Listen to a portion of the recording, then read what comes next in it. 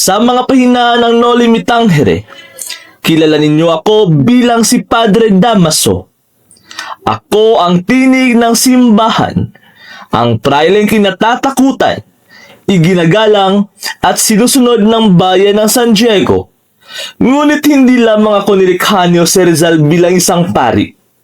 Ako ang mukha ng kapangyarihang mapang-abuso. Simbolo ng mga taong naniniwalang sila'y higit sa karaniwang mamamayan.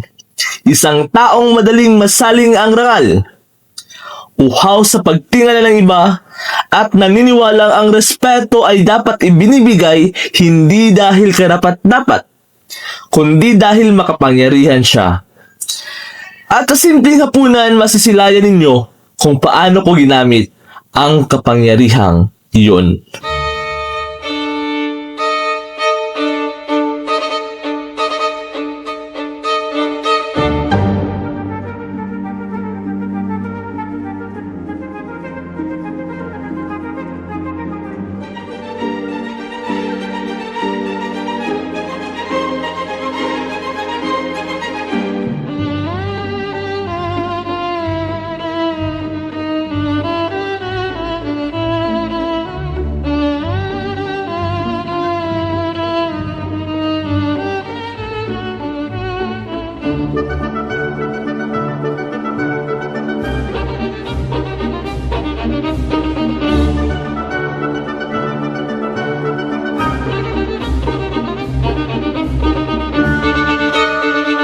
Padre, humayo na tayo sa hapag. Padre Sibayla.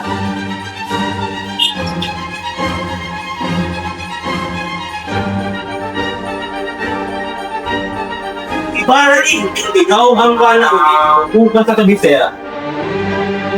Ha? Dapat si Padre Sibila mo po sa kabilang dulo. Siya ako na dito. Hindi.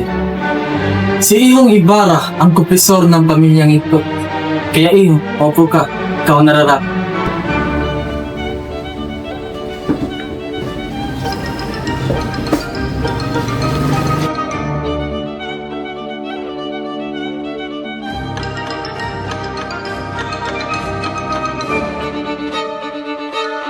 Ibarra, mapasayo ang hita.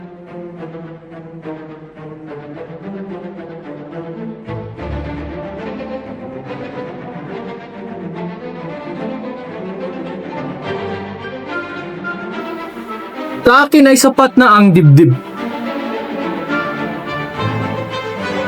Sa akin sapat na ang atay at sabaw.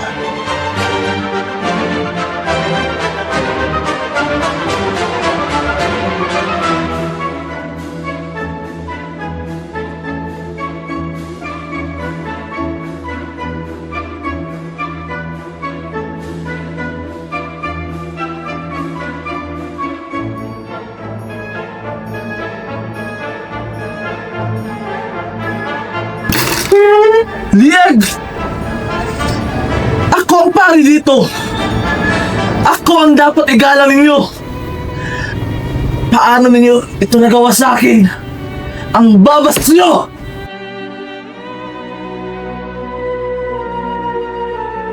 Akala nyo ba'y nawala ako matapos ang ika-19 na siglo? Akala nyo ba'y tuluyan nang naglaho ang mga katulad ko? Huwag kayong magpalinlang. Nagbago lamang ang panahon, ngunit nananatili ang sistema. Sa makabagong lipunan, ang ugaling Damaso ay hindi na nakasuot ng abito. Makikita na ito sa mga taong gumagamit ng posisyon, impluwensya at kapangyarihan upang humingi ng espesyal na pagtrato at mangibabaw sa iba. Anong pangalan ng piso ay dito po? Hindi ko po alam mga kanina na sa lasong kung mag-isa.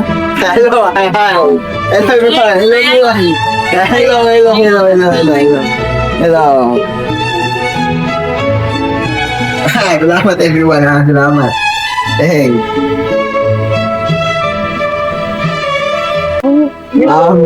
Nandito ba yung mga reserve ng mga table para sa akin? Pasensya na po sir, wala po tayong VIP section dito. Pantay-pantay po ang lahat ng bisita. Pero maaari po kayong pumila sa buffet.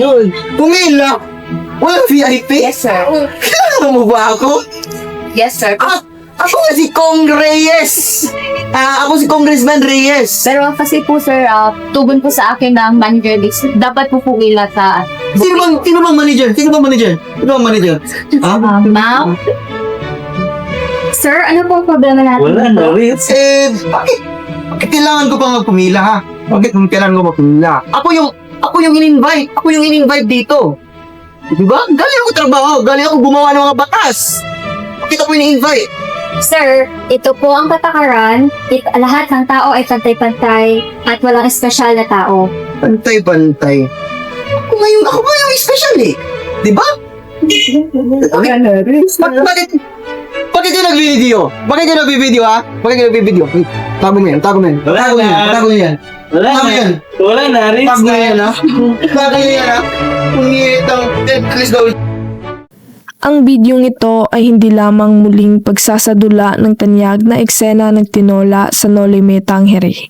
Higit sa lahat, layunin nitong gisingin ang kamalayan ng bawat manunood sa isang katotohanang nananatiling buhay hanggang ngayon, na ang mga uri ng pang-aabuso at pagtingin sa sarili bilang nakakahigit sa iba ay hindi naiwan sa mga pahina ng kasaysayan. Sa karakter ni Padre Damaso, ipinakita ni Dr. Jose Rizal ang isang taong gumagamit ng kanyang kapangyarihan at impluensya upang makakuha ng respeto, espesyal na pagtrato at kontrol sa iba. At bagamat nagbago na ang panahon, makikita pa rin natin ang ganitong uri ng pag-uugali sa ilang pinuno at institusyong inuuna ang pribilehiyo kaysa pagkakapantay-pantay. Sa pamamagitan ng paghahambing ng nakaraan at kasalukuyan, nais namin ipakita na ang mga suliraning isinulat ni Rizal noon ay patuloy pa ring umiiral sa makabagong lipunan.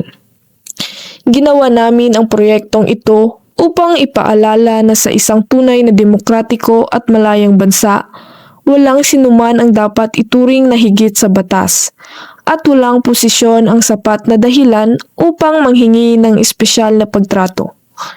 Ang tunay na paggalang ay hindi ipinipilit sa pamamagitan ng kapangyarihan.